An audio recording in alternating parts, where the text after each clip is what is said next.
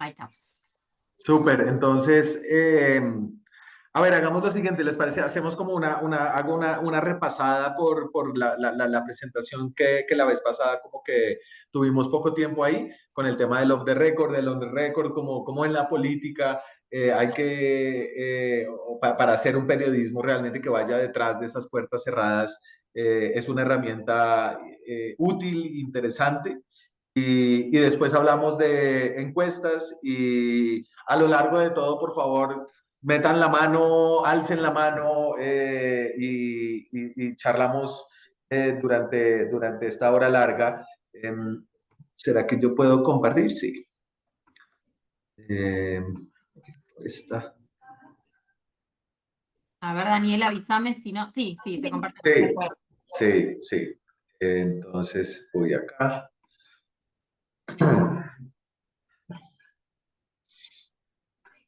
Listo, entonces voy a pasar rápido, ¿no? La idea es como hacer del chisme periodismo y por qué. Eh, entonces, el poder funciona detrás de esas puertas cerradas y para poder realmente como llevar a la audiencia de uno, como periodista eres como ese intermediario para poder llevar esa audiencia detrás de esas puertas cerradas, las fuentes no identificadas son fundamentales, pues porque lo que sucede detrás de puertas cerradas sucede así porque la gente no quiere que se sepa y entonces en ese sentido pedirles que cuenten usando su nombre es difícil porque los mete en problemas, porque genera desconfianza en todos los otros actores que están ahí detrás. Y yo creo que el objetivo del periodismo sí es revelar eso que se quiere mantener oculto y la herramienta del off the record ayuda mucho en eso. Eh, y contar cómo funciona el poder, esto es mucho más como del periodismo político, que es sobre todo lo que hacemos aquí en La Silla Vacía, que es este portal digital colombiano fundado hace 15 años. La mejor información la tienen las fuentes más comprometidas, ¿no? Y eso es ¿se acuerdan que yo los traía a esta cita como de Benjamin Bradley, que es el director del Washington Post, que es también un periódico pues eminentemente político, y lo que él decía ahí un poco, y lo traía como una crítica a la misma postura que les estoy trayendo, es como que uno se abre para ser utilizado, ¿no? Porque todas las personas que te hablan off the record tienen algún interés, si no, usarían su nombre, ¿no? Si sus intereses fueran, o si no tuvieran ningún interés, no tendrían que proteger necesariamente su identidad. Entonces, esas fuentes comprometidas son difíciles, pero hay formas de tramitarlo. Y esas son como las herramientas de las que les hablé la vez pasada y las que le voy a como reiterar hoy. Eh, y este último es como, de verdad, como la curiosidad es la materia prima del periodista y el deseo mayor de la audiencia. Y es poder contarle a alguien algo, ¿no? Yo siento que el periodista está haciendo su trabajo cuando le está contando a alguien algo que quería saber y sobre todo algo que alguien no quería que se supiera. Y eso es lo que genera más curiosidad, ¿no? El fruto prohibido en el periodismo. Esos Daniel, son como tenemos una, perdón, tenemos Dale, una mano dale. levantada. Una mano levantada. Ubaldo, ¿estás por ahí? Muchas gracias. ¿Me escuchan? Sí, te Sí, hola, escuchamos. ¿cómo estás? Muy bien. Buena tarde. Ubaldo Ventura, desde Guatemala. He estado tratando de seguir el hilo conductor de todo el diplomado y me parece que estas últimas sesiones son las más como comprometedoras para mí, muy personalmente, y me sigue quedando la inquietud de hasta dónde debe hablarse de la objetividad, pero más allá de la ética del periodismo.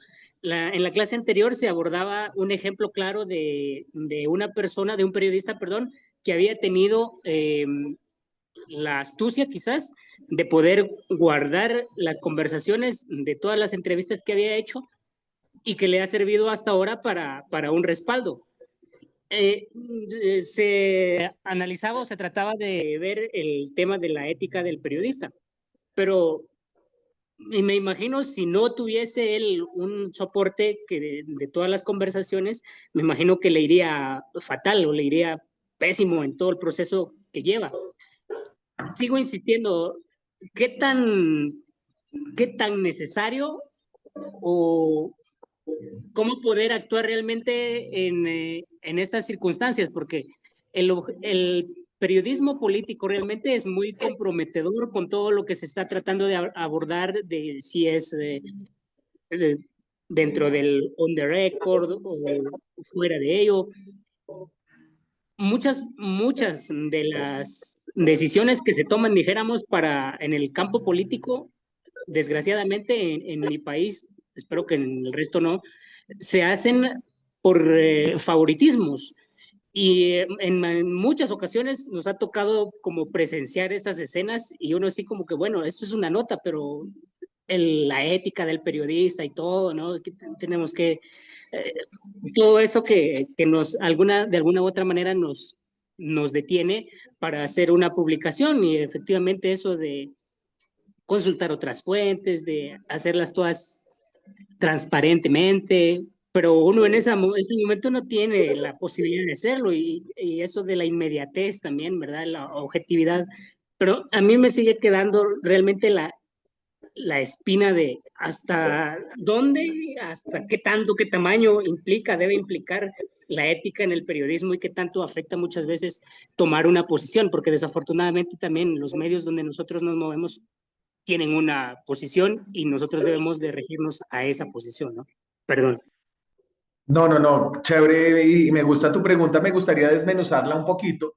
Eh, y entonces estaba como toda la pregunta que nos hacíamos a propósito como de este caso del periodista que grababa a todo el mundo y que al final todas esas grabaciones se volvían como una especie de herramienta de negociación y de garantía para él.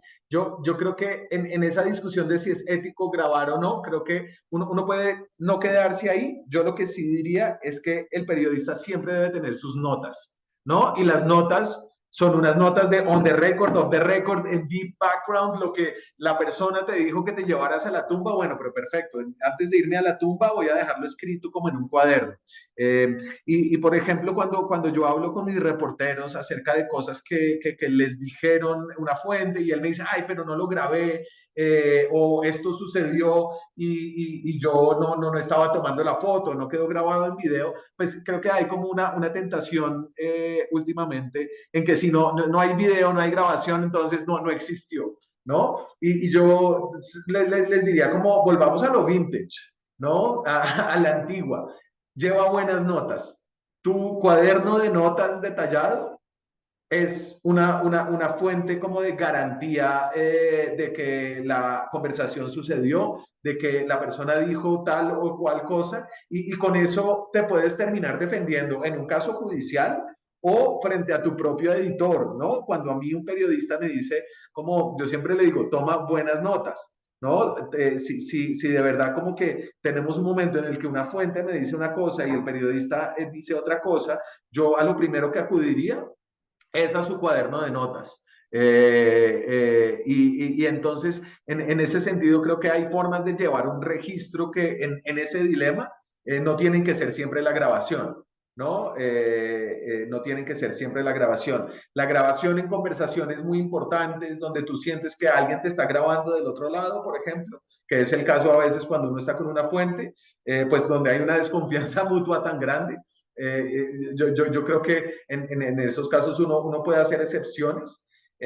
Y ahora, volviendo a la pregunta más amplia que tú pones sobre la ética en el periodismo, yo creo que la ética del periodista es muy importante y se debe siempre a su audiencia, ¿no? Y ese es como el faro ético que debe guiar al periodista, y es su lealtad a la audiencia, y en ese sentido es como su lealtad a la verdad. ¿Y eso qué implica? Que a veces va a haber dilemas éticos, en donde tú, por ejemplo, si tú sabes, una persona te dice, Mira, yo participé en un esquema enorme de corrupción, pero esto te lo estoy diciendo off the record, no se lo puedes decir a nadie, nunca te lo tienes que llevar a la tumba, ¿no? O de pronto, o hay un plan para asesinar a alguien, o una cosa que realmente pone la vida de alguien en riesgo, o en donde tú tienes un dilema, ¿qué hago? Mi ética es deberme a esa fuente o mi ética es deberme al público y a la gente a la que yo sirvo como periodista y a mi audiencia, ¿no? Y entonces en esos momentos de dilema, yo sí creo que el periodista siempre debe fallar a favor de su audiencia. Eh, Eso no necesariamente implica siempre estar traicionando a las fuentes, ¿no? Para que me entiendan, la ética en el periodismo está llena de líneas grises y no hay ningún manual que te diga cómo actuar en todas las circunstancias, ¿no? Entonces, eso es lo primero. Pero digamos, para tener un principio y que ese principio sea tu principio rector, siempre debe ser como el interés general, el interés de tu audiencia, a quien realmente es a la que tú te debes. Entonces, si en algún momento vas a tener que traicionar a alguien, pues traiciona a la fuente, ¿no? Y Bueno, Daniel, acá tengo Gracias, también una pregunta de Néstor. Dice, ¿cuál es el reto más grande que en realidad son dos preguntas.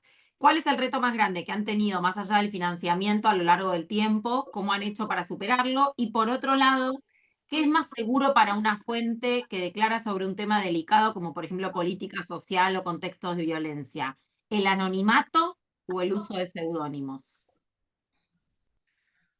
a mí el uso de seudónimos depende mucho del formato, ¿no? Y depende de si tu fuente anónima se va a convertir como en un personaje por ejemplo, es el personaje clave de toda la crónica, ¿no? Si es una crónica. Entonces, este es como el protagonista de tu crónica, pues se va a volver un texto como muy farragoso, siempre hablar como de la fuente que pidió no ser identificada, ¿no? Entonces, a lo largo del texto, y sobre todo si esa fuente de alguna forma es anónima, pero se deja pintar un poquito como personaje, ¿no? Entonces, sí, yo no voy a revelar tu nombre, pero voy a decir que eres un hombre, que eres un trabajador del campo, que tienes esta historia de vida. Pues si tú no le pones nombre, siempre como que le creas una distancia al lector. Entonces, a mí en ese caso me parece que el seudónimo funciona, pero debe ser como utilizada con mucha, en esos casos muy específicos, ¿no? Porque si es simplemente un pedazo de una nota en donde esa fuente te confirma algo o te permite mostrar algo y después se desaparece, pues ahí es mejor simplemente como una fuente que es anónima y de nuevo, siempre la atribución de ese anonimato, pues no anonimato porque tú sí sabes quién es, ¿cierto? Entonces, de esa fuente no identificada, siempre la atribución de esa fuente no identificada lo más específica posible, ¿no? Una persona que trabaja en el gobierno dentro del mismo departamento donde sucedió la cosa, ¿no? O una persona que estuvo presente durante las discusiones o una persona directamente involucrada, ¿no? Hay formas de atribuir que te dan al menos una cercanía y que ayudan como en esa negociación en la que tú entregas el off the record a cambio de que te hablen, pero al mismo tiempo logras darle a la audiencia algo más de esa fuente que le agregue credibilidad. Y sobre la primera parte de la pregunta, y para no hablar de plata, creo que lo más difícil de lo que nosotros hacemos en el periodismo es mantener el balance, ¿no? Y el balance es difícil de conseguir porque a veces tú sientes que estás haciendo como que tratas de balancear artificialmente, ¿no? Entonces, pucha, he sacado 3 notas duras sobre el gobierno. Entonces, ahora vamos a esculcarle algo a la oposición a ver qué encontramos, ¿no? Yo no estoy seguro si esa es como la forma de mantener un balance, ¿no? Y creo que la forma en la que lo hemos encontrado acá es teniendo muy definido qué es lo que cubrimos y que las definiciones de lo que cubrimos sean unas definiciones que te obligan a estar hablando de todos los poderes al mismo tiempo, ¿no? Y de tener periodistas mirando no solamente al gobierno, ¿no? Obviamente el gobierno es muy importante, pues porque es el más poderoso, es el que fue elegido, es el que tiene el mayor control de los recursos públicos, pero creo que es importante como plantearse unos procesos distintos al del proceso de quién tiene el poder oficialmente y también estar mirando pues a la oposición misma en las democracias pues hay distintos poderes, ¿no? Entonces miremos bien el Congreso, miremos qué están haciendo los contralores o los procuradores o los fiscales, ¿no? Que están la rama judicial que tiene otras dinámicas de poder. Entonces yo creo que lo más difícil ha sido pues, mantener ese balance sin que sea un balance artificial de le pego a este, entonces ahora voy por el otro. Y finalmente ese balance y ese equilibrio es lo que te termina dando una buena reputación y una credibilidad, y eso es sobre lo que se construye todo, ¿no? Porque finalmente en un medio, ¿no? Se construye tanto la marca personal de ese periodista como la marca y el cabezote de ese medio. Si yo me voy mañana de la silla vacía y viene otro editor general, pues ese editor general va a poder hacer periodismo y va a poder, estoy seguro que hacer un periodismo igual o mejor que el que se hace cuando yo soy el editor general, porque el medio tiene mucha credibilidad, ¿no? Y el compromiso de ese nuevo editor pues va a ser mantener esa misma línea y esa seriedad y ese rigor y esa credibilidad, que es lo que me permitió a mí llegar cuando era nuevo y empezar a trabajar con algo que ya estaba construido. Y por eso hay otras manos levantadas, Daniel, yo te aviso. Paula y Mario. No sé, manejalo vos como quieras. Dale, veo a Mario primero. En mi... Daniel, muchas gracias de nuevo por el espacio. Y una pregunta que te quisiera hacer es, la silla vacía constantemente está cuestionando el poder, pero también sus fuentes provienen de ese mismo poder. Entonces, ¿cómo hacen ustedes para también como cultivar y mantener esas fuentes a pesar de que los están constantemente investigando y cuestionando digamos, no solamente cómo las cultivan, sino también cómo los mantienen y a qué punto, digamos, qué punto la responsabilidad del periodista o del medio para mantener como esas fuentes, hasta qué punto llega? Esa es una buena pregunta y creo que se pega perfecto a lo que veníamos hablando.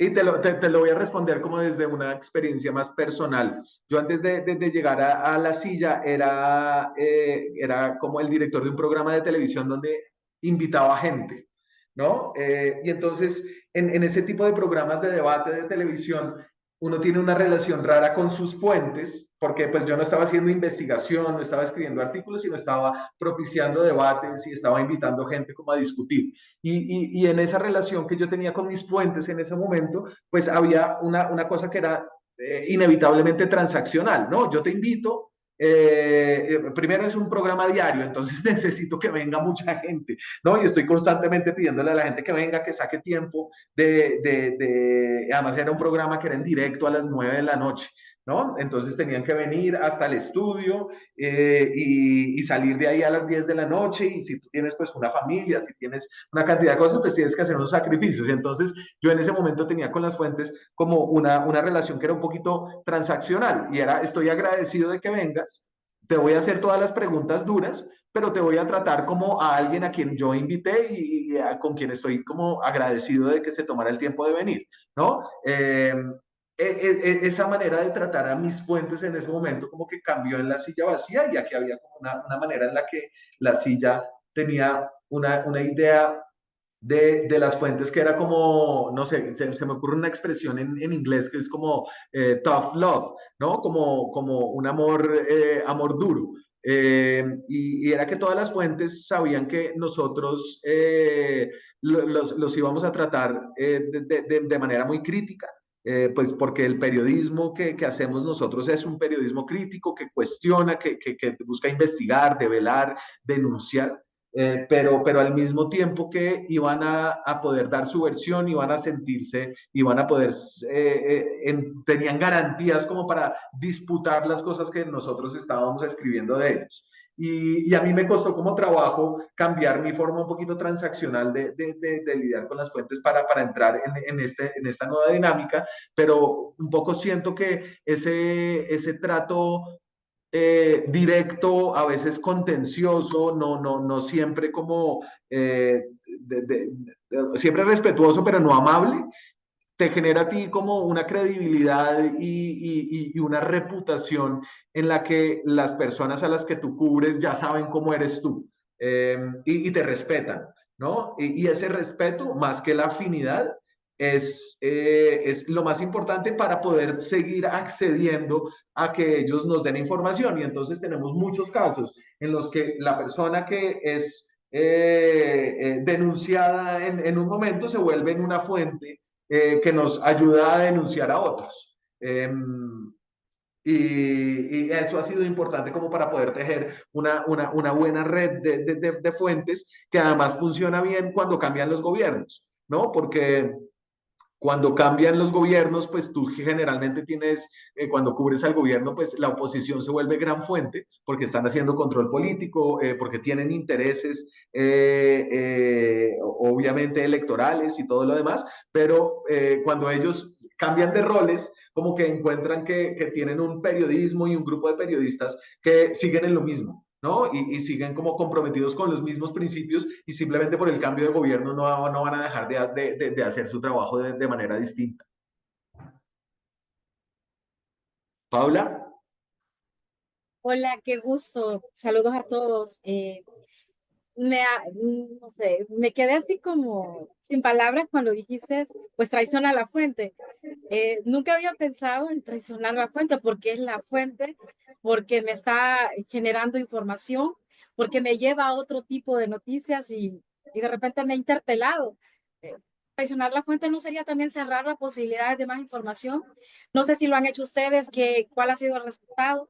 Y también quiero comentarles que a mí me ha pasado que estoy entrevistando a un alcalde que tiene más de 30 años en mi ciudad y cuando estoy entrevistando lo tengo detrás relaciones públicas y el camarógrafo y todo el mundo como grabando, como viendo qué pregunto y en una ocasión alguien me tocó el hombro como queriendo decir o ya es tiempo o este tema no lo toques, pero yo tengo una estrategia, no sé si el resto de los colegas lo hacen.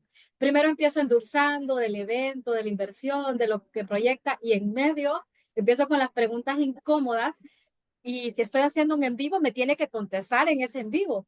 Y de repente se le ven los cambios en sus ademanes, sus ojos se ponen como más grandes, su rostro bien rígido. Y entonces he entendido que estoy haciendo pues más o menos bien la tarea. Porque si alguien se incomoda con las preguntas, es que dejamos de ser relacionadores públicos para ser periodistas. Y me ha tocado que en muchas ocasiones la oposición me lleva con temas muy importantes, temas que vale la pena seguirlos investigando pero cuando la oposición llega como a esta luna de miel, por una u otra razón, pues se cierra, ya esta persona no ha hecho actos ilícitos, no ha hecho actos corruptos. Entonces hay que tener mucho cuidado cuando la oposición se convierte en una fuente, pero vamos a ver si es que no nos están usando también a nosotros para que estos temas estén en la palestra pública y no los temas también donde ellos están vinculados. Así que igual, ¿verdad? Yo me siento muy agradecida, muy bendecida. Ha sido en un diplomado en el que me ha hecho crecer mucho, me ha hecho entender y me ha hecho salir de mi zona de confort. Y solo a manera de experiencia decirle que cuando yo recibo la notificación de que he sido aceptada, yo no la había contestado porque pasó una situación complicadísima en mi familia, la pérdida de una persona muy amada. Entonces estaba como, me inscribo o no me inscribo, pero mi hermana era una mujer muy motivadora, me decía, tienes que seguir adelante. Entonces, en nombre de ella, tomó el taller y bueno, quiero decirles que quizás al inicio no era 100, pero hoy estoy 110, ¿verdad? Así que muchísimas gracias y admiro mucho el trabajo de la Silla Vacía. Sigan adelante. Gracias, Paula. Fíjate que yo siento que en tu misma respuesta, o sea, estoy de acuerdo, me encanta. A mí también me gusta plantear las entrevistas así, ¿no? Entonces empieza suave, todo chévere, no sé qué, y después vas guardando las proporciones. Esa es una pequeña traición a tu fuente, ¿no? No, porque la llevas, no, él dice, ay, no, estoy cómodo, no, me van a preguntar es de mis inversiones, de lo que hago, no sé qué, y de pronto es como, oye, ¿qué está pasando acá? ¿No? Entonces, en ese sentido, yo creo que es decir, primero que todo, la traición a la fuente, y para ser muy claros, se debe dar solamente en momentos de dilemas muy, muy claros en el que el interés de tu audiencia está en contradicción con los intereses de tu fuente y con la información que esa fuente tiene, ¿no? Y entonces cuando uno tiene ese dilema y tiene que fallar por alguno de los dos lados, creo que el lado más cómodo de siempre pues, es ser leal a la fuente, porque en este caso la audiencia no sabe que tú la traicionaste, ¿no? Porque tú no le has contado todavía. Pero yo sí creo que cuando uno está frente a un dilema así que nunca es tan blanco y negro, ¿no? Uno debe fallar a favor de su audiencia y no es blanco y negro. ¿Por qué? Porque tú tienes razón en que si yo me vuelvo una persona que siempre está traicionando a su fuente, ¿no? Voy a perder mi credibilidad con mis fuentes y me voy a volver un periodista muy poco efectivo, ¿no?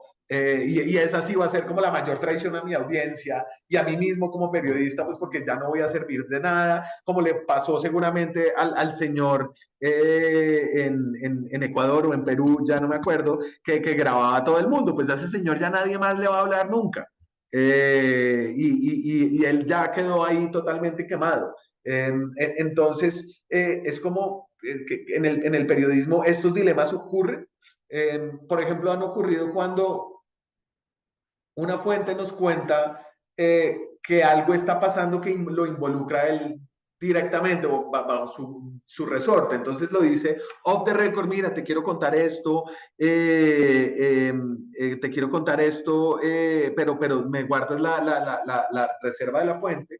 Y cuando uno empieza a hacer la reportería y llega a eso por otro lado, pues de alguna forma tienes que preguntarle el qué piensa o qué reacciona o porque es una persona involucrada. Y entonces a veces ellos son como, no, pero es que yo te lo conté a condición de que tú no me metieras. Pero es como, mira, tú me lo contaste, yo ya lo averigüé por otro lado igual, ¿no? Y tengo las pruebas y tengo esto. Tú ya tienes que decir algo, porque aquí no te puedo dejar pasar de agache, ¿no? Aquí ya te tienes que mojar de alguna forma. Porque eres el responsable o tienes una responsabilidad acá, ¿no? Entonces, ese es como uno de esos casos. Paula Rangel. Y después, Daniela, hay una pregunta de Verónica Supo Ah, en el chat. Tips para usar en coberturas electorales. ¿Cómo se organizan en las previas elecciones? bueno, ahí se nos va toda una. No, pero ¿sabes qué? Para varias Te voy a decir una cosa sobre las coberturas electorales que a nosotros nos parece muy importante y es tomarse en serio el rol de ofrecer equidad y un campo balanceado para los candidatos que importan. ¿Cuáles son los candidatos que importan? Ahorita vamos a hablar de encuestas, esa es una buena herramienta, ¿cierto? Pero definitivamente creo que hay que tomarse en serio el rol de que en esos momentos el periodismo es importante, es especialmente importante para la democracia, ¿no? Y para el proceso de debate de ideas que lleva a que el votante se haga una idea y tome una decisión y que salga a participar. Entonces, como en el cubrimiento como de las elecciones, siento que lo que necesita la gente, y de nuevo pensando como en la audiencia, es que tú te tomes en serio que si vas a entrevistar candidatos, por ejemplo, que tengas una buena idea de a cuántos candidatos vas a... Por ejemplo, nosotros tenemos ahorita elecciones en mayo del próximo año y tenemos una fragmentación política muy grande y hay más de 70 candidatos presidenciales. Es una locura. Y entonces, lo que hemos decidido hacer es que todavía no estamos haciendo entrevistas a candidatos. Porque si empezamos, no terminamos nunca, porque todos los que están ahorita no van a ser los candidatos realmente que van a llegar, pero obviamente pues tenemos la tentación porque pues hay candidatos dando entrevistas por todos lados y esto pues genera noticias, genera interés y entonces ¿qué hacemos mientras? Pues hacemos reportería de cómo se están armando las coaliciones, de candidatos que, por ejemplo, tienen roles importantes, hablamos sobre su pasado, hacemos investigaciones sobre algunos, y entonces en ese caso también hay como que tener muy claro yo por qué estoy investigando a este candidato y no a otro, ¿no? Y creo que esa pregunta, de hacerse esa pregunta, yo creo que uno siempre pues, da unas respuestas y a veces son correctas, a veces no, y eso se va aprendiendo con la experiencia. Es como tratar de tomarse muy en serio el rol de ser equitativo y justo en la democracia para todos los espectros políticos de los intereses que hay en juego en una elección. Daniel, ¿esa es la primera vez que toman esta decisión de no entrevistar a los candidatos con tanto tiempo de antelación? Sí, sí, porque es que hay tantos, Cuando ¿no? decís tanto, ¿de qué número estamos hablando? 70, Ah, claro. 70, es una locura. Ah, o Y, sea, no, y la cualquier. mitad son de mentiras, o sea, no. Claro, tal cual. Claro, son títeres, digamos, no tiene sentido. Sí, sí, sí, hay una fragmentación política en Colombia, una crisis de los partidos, y eso ha llevado a que cualquiera piense que puede ser presidente. Salen Eh, candidatos hasta debajo de las piedras, dice Paola, sí, tal.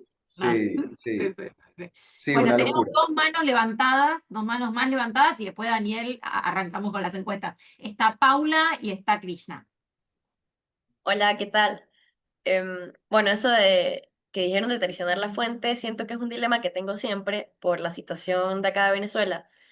Y más específicamente que yo hago fact-checking y es como que en el fact-checking justamente mostramos toda la ruta de comprobación a la audiencia y es como que usamos las fuentes anónimas porque ni siquiera yo como periodista estoy firmando pues por tema de seguridad. Pero siento que al final deja esos vacíos porque recomendamos no confiar en fuentes anónimas, sobre todo en videos de redes sociales que dicen cualquier mentira, pero al final decimos, bueno, comprobamos con una fuente anónima que por razones de seguridad no podemos decir nombre y es como, pues caemos en parte de esa gran bola desinformativa de por qué creernos a nosotros y no a las fuentes anónimas de las redes sociales, por más que expliquemos otras cosas que hay detrás. Entonces, es como un dilema grande, sobre todo en lo político, donde realmente tener esa firma o esa autorización de decir el nombre de la persona, pues cambiaría muchísimo el contexto, pero pues es exponerlo. Entonces, bueno, se hace muy complejo para mí, la verdad. Tal cual, Paula, y es así, es así. Y también, a ver, ustedes están trabajando, cuando trabajan con política, trabajan con la, digamos, con la parte de la población que más desconfianza genera en, digamos, en la sociedad. Entonces es difícil también generar confianza. Y Krishna había levantado la mano. Bueno, sí, gracias por darme la palabra. El otro día, la anterior clase, quería compartir con ustedes que no solamente es el tema de manejo de fuentes, sino que lamentablemente también es el tema del mismo medio de comunicación y la postura que toman, ¿no? En ese caso, yo, por ejemplo, tenía una denuncia, todo salió obviamente, le estoy hablando de varios años atrás. Yo he trabajado en prensa escrita, radio y televisión, y cuando estaba trabajando en prensa escrita, justamente tuve una persona que denunció un caso que en realidad había sido un embrollo mucho más grande, de un caso de corrupción millonario, y obviamente fui sacando, desmenuzando todo lo que tenía que ver con el tema de la noticia en sí, y cuando llego ya a la pepa periodística, porque obviamente pensábamos que íbamos a patear a la competencia, lamentablemente mi editora me dice, mira, tienes que cambiar esta nota así, así, así y así. Digo, pero eso tergiversa por completo lo que obviamente he conseguido. Y esto no solamente de un día, son varios días, eran por 2 semanas que estoy trabajando en esto a la par de estar haciendo mis notas diarias. Me dicen, no, pero es que tienes que cambiar esto. Y le digo, ¿por qué? Porque está poniendo dinero en el medio y no podemos obviamente meternos con eso todavía. Le dije, ¿estás hablando en serio? Sí. Entonces, no era la primera vez que lamentablemente mi editora hace algo similar y por cláusula de conciencia incluso tuve que renunciar a ese medio de comunicación, ¿no? De prensa escrita.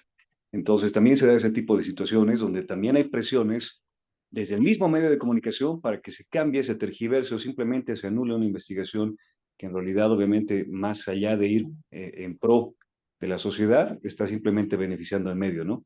Y en realidad es una cuestión que también es para pensar y es una parte muy ética porque, ok, tú trabajas, te alimentas con eso, pero también no decir la verdad, obviamente queda en tu conciencia. Entonces, ¿qué haces, no? Es lo que quería compartir. Muchas gracias. Pues muy, muy valiente tú que tomar la decisión de renunciar, creo que pues, de verdad. Y del lado del editor, pues yo conozco muchos de mis colegas que están en esa posición, que es pues la posición más terrible de todas, que es la posición de censurar a un periodista. Porque pues entiendo que cuando un editor está en esa situación en la que es el responsable de conseguir como, o de garantizar que los recursos entren para pagar la nómina de todos sus periodistas, está en esa relación como imposible, ¿no? En donde no hay ninguna respuesta correcta, porque pues si publicas el artículo y en ese sentido como que estás trabajando realmente para tu audiencia, puede que la pérdida de esa publicidad, de esa pauta, implique que él o alguien más tiene que salir del medio, ¿no? Entonces son realmente como situaciones como súper difíciles, y en las que la estructura y la organización de muchos medios no ayuda a nada, no ayuda a nada, y por eso pues creo que es tan chévere que ojalá existan más medios independientes aprovechando las facilidades pues del internet, de distintas formas de monetización, para que realmente uno no haya más editores que nunca tienen que tomar esa decisión tan difícil, ¿no? Porque sí es una decisión muy difícil.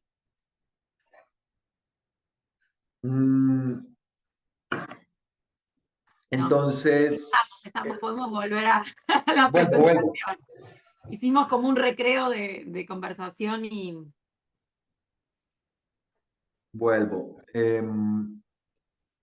Entonces, esto es como les decía, como el repaso, ¿no? Ya lo habíamos hablado hace un par de días.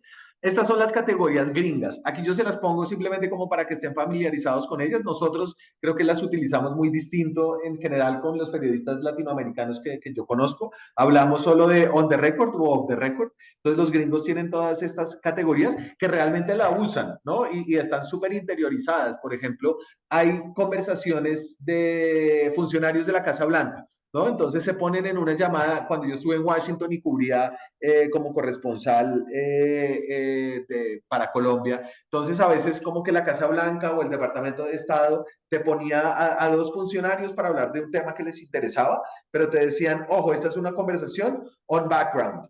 Y yo al principio, ¿qué es esta mierda? ¿No? ¿Qué es background? No, nosotros como que no, yo no lo entendía y entonces, bueno, mira, aquí las reglas son, tú puedes citar directamente con una atribución restringida y sin nombre. Entonces, puedes decir, según un alto funcionario de la Casa Blanca, abro comillas, no nos interesa lo que está pasando en tal lado o estamos muy preocupados por tal cosa. ¿Listo? Y esa se utiliza casi que oficialmente en los canales de comunicación que hay con algunos países y algunas organizaciones, al menos de mi experiencia en Estados Unidos. A veces a esas llamadas te llaman para un deep background. Y ese deep background significa que tú vas allá, puedes hacer preguntas, puedes escuchar, pero no puedes citar a ningún funcionario de nada, simplemente si lo quieres decir como es este medio supo. Esa es obviamente una atribución muy riesgosa, porque ahí no le estás dando nada a tu audiencia para que te crea, además de la credibilidad de tu cabezote y la credibilidad de tu medio, ¿no? Entonces, es una forma arriesgada de citar, que debes utilizar con mucho cuidado y solamente cuando entiendes que esa fuente es muy buena y tiene una información directa que realmente no tiene pierde. Aquí en la silla hay como un ejemplo famoso, y es que una vez yo no había llegado, mataron a un tipo que lo matamos sin que se hubiera muerto, ¿no? Era como un operativo contra un jefe guerrillero y a mi jefa en ese entonces como que una alta fuente le dijo que había muerto en un operativo militar y resultó que no había muerto.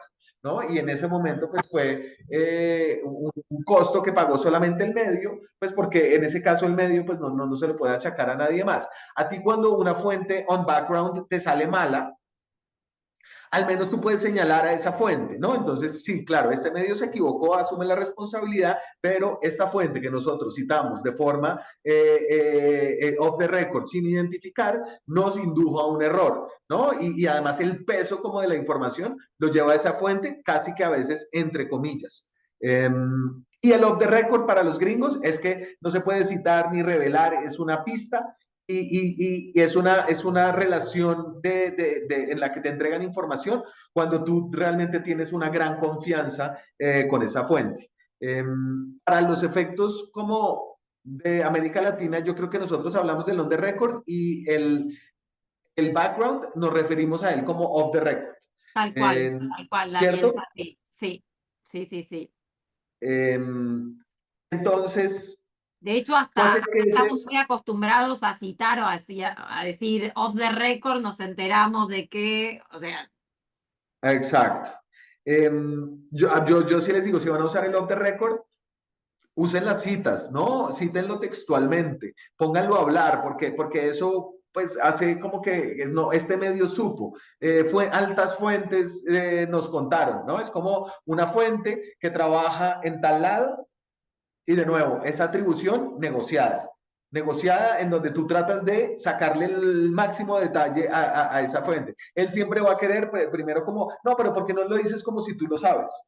¿No? Siempre es como así que si yo lo sé, ¿no? Como cosa tuya, no, dilo como cosa tuya. No, pero es que yo hago periodismo, pues yo hablo con fuentes, yo no lo puedo decir como cosa mía, sobre todo porque además me estás diciendo una cosa que es noticiosa, que sucedió, y yo no lo puedo decir así como, no, yo me enteré. No, necesito como ponerte a hablar y poder decir que alguien que estaba involucrado en esa reunión, que estuvo presente en ese lugar, con información directa, que revele de alguna forma sus posibles conflictos de interés también en el evento que tú estás describiendo. Cuando un off the record es importante para sostener una nota, ¿no? Como para sostener algo de lo que tú dices en el titular, por ejemplo. Si es como que hubo una pelea o alguien dio una orden de algo. Esta semana tuve todo como que había una pelea política entre el expresidente Álvaro Uribe, que es como todavía una figura muy importante en Colombia, y el gobernador de Antioquia, que es el funcionario electo más importante de su partido. Entonces, como que ese funcionario electo, ese gobernador, tenía un proyecto de ley en el Congreso y el proyecto de ley se hundió porque dos senadoras del partido de Uribe y del partido del mismo gobernador no fueron a votar, ¿no? Entonces toda nuestra historia era contar qué había pasado detrás. Y lo que sabíamos es que había sido directamente Uribe el que le había dicho a esas senadoras que no votaran el artículo y que no votaran el proyecto y que lo dejaran caer. Una de las fuentes nos dijo, off the record, que Uribe había llamado directamente a las senadoras para decirles que no fueran.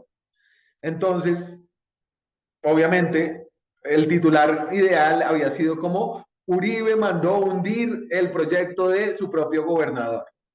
Pero entonces, ¿qué pasa cuando a ti te dan en off the record que Uribe las llamó? Pues lo más obvio ahí es pregúntale a Uribe. Listo, Uribe no quiso responder, ni siquiera nos respondió nada, ¿no? Su partido tampoco. Entonces, lo siguiente era como pregúntale a las senadoras que se fueron, ¿cierto? Y que no votaron. Las senadoras negaron que Uribe las hubiera llamado.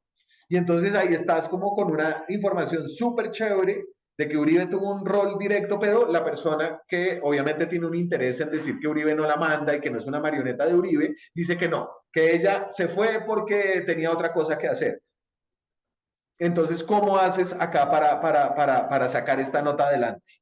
Entonces, número de fuentes. La misma senadora que se fue nos habló off the record. Entonces ella tiene una versión on the record. Yo me fui porque tenía que hacer una denuncia y yo pensé que es que la votación se iba a demorar más tiempo y no alcancé a volver. Listo, esa es su versión on the record. Su versión off the record, no es que Uribe la hubiera llamado. Incluso en el off the record negaba que Uribe la hubiera llamado. Y entonces era como, pucha, ¿cómo hacemos? Entonces yo le dije, búscate al menos otro off the record, alguien que sepa del tema, que nos diga que sí, Uribe sí la llamó, para ver si podemos como alzar esta llamada y volverla como una pieza central de la nota.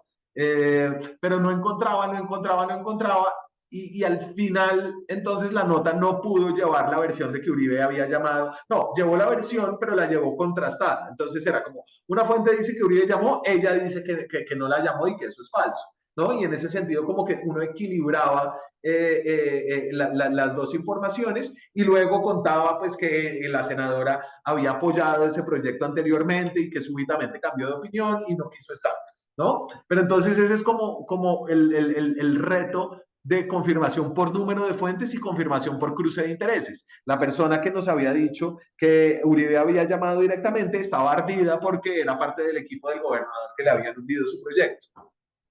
Entonces, en ese caso, no pudimos tener ni por número de fuentes ni por confirmación de cruce de intereses. Obviamente, pues no podemos, no teníamos acceso a sus teléfonos, entonces no sabemos si la llamada sucedió. Y nos quedamos como sin poder realmente darle como la preeminencia y como la importancia a ese dato que era muy sexy de esa nota, que terminó como enterrado por debajo del titular, que fue un poco que el partido como traicionó al propio gobernador. Tengo aquí a Julio alzando la mano. Hola, Julio.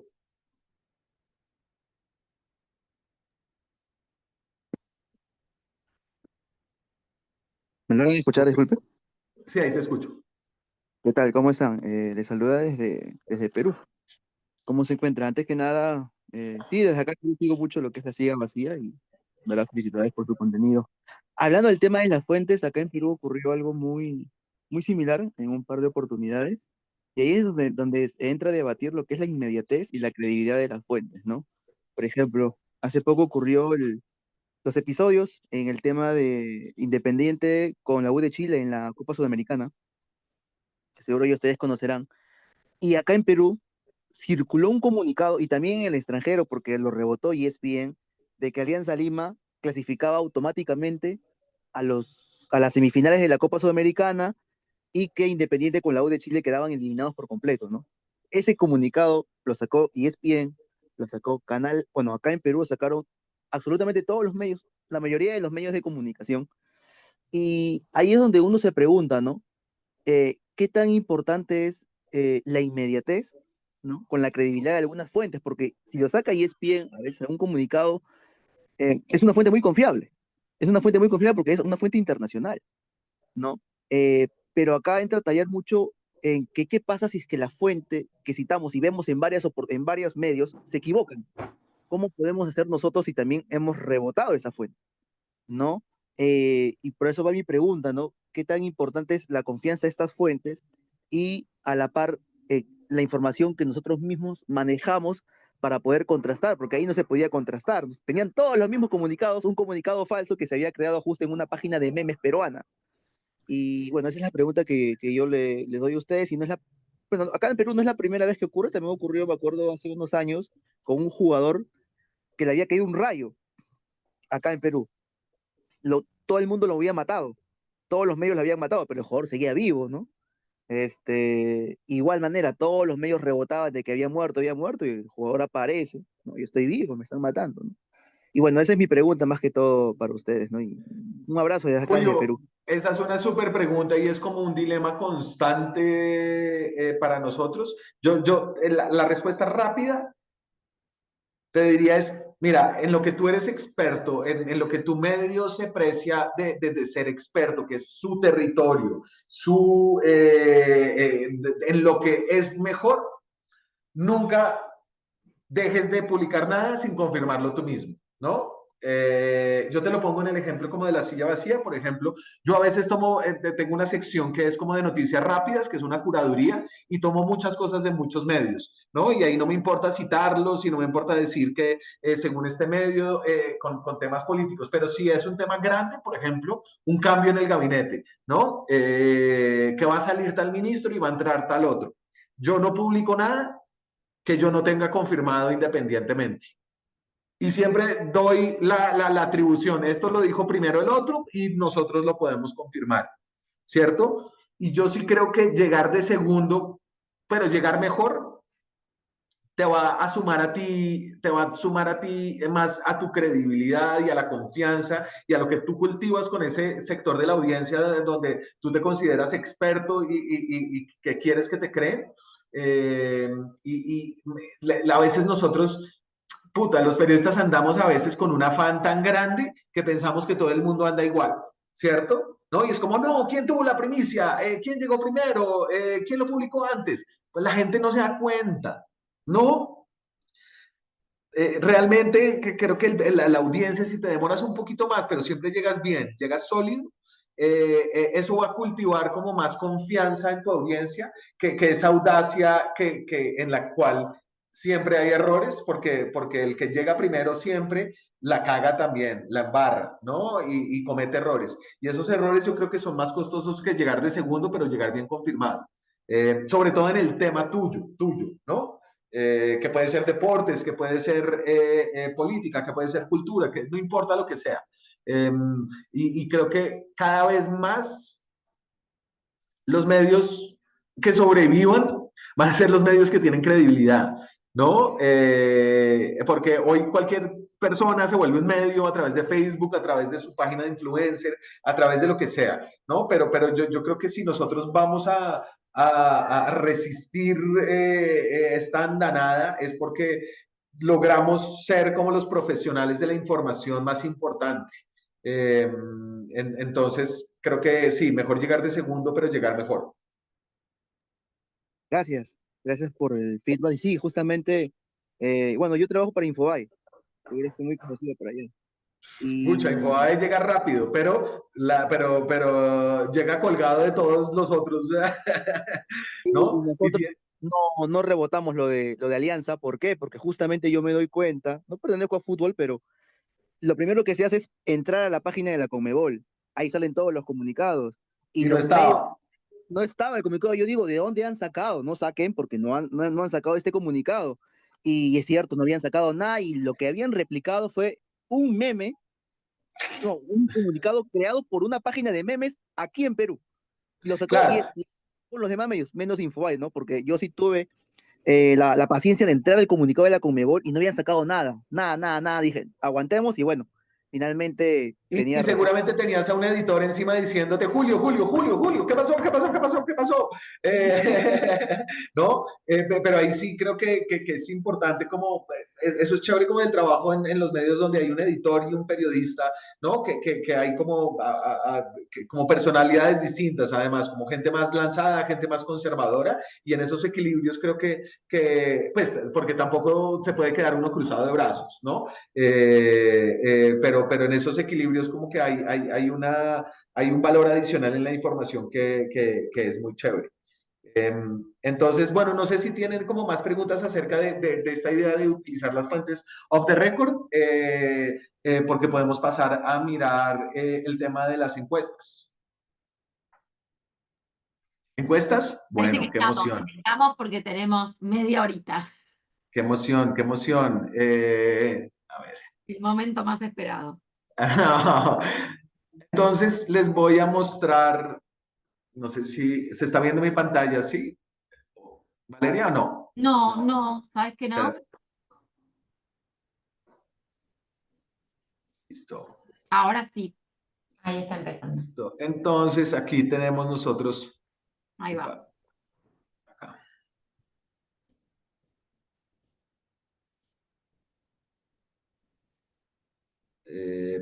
Pa, pa, pa. Entonces, esta es nuestra apuesta de encuestas.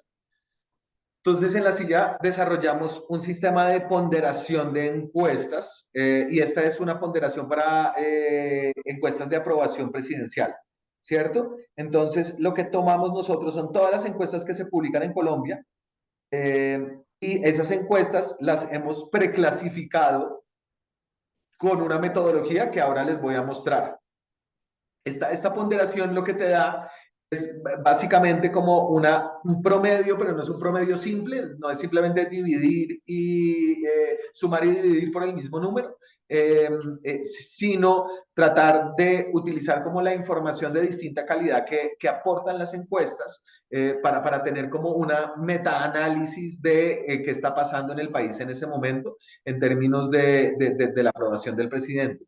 Entonces, si ven aquí en cada uno de estos punticos, es una encuesta distinta que entra a una metodología que es la que voy a mostrarles a continuación.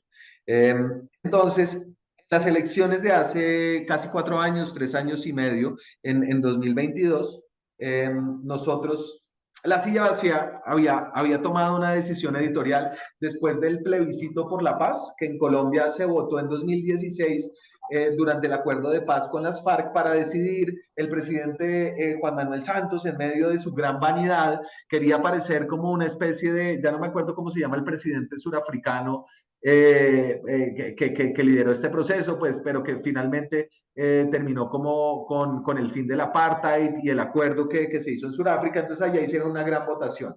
Y en Irlanda también. Entonces Santos quería hacer como así un gran prócer internacional y dijo, yo quiero que el plebiscito por la paz determine si los colombianos quieren o no el acuerdo de paz.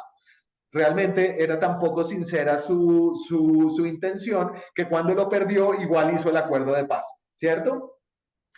Entonces La Silla Vacía decidió, yo no trabajaba acá, a mí me pareció una decisión errada desde donde yo la veía, pues porque era lector de La Silla, que no le iba a creer más a las encuestas, porque las encuestas en esa elección del plebiscito mostraban una amplia ventaja por el sí. En ese momento el sí era el sí al acuerdo de paz.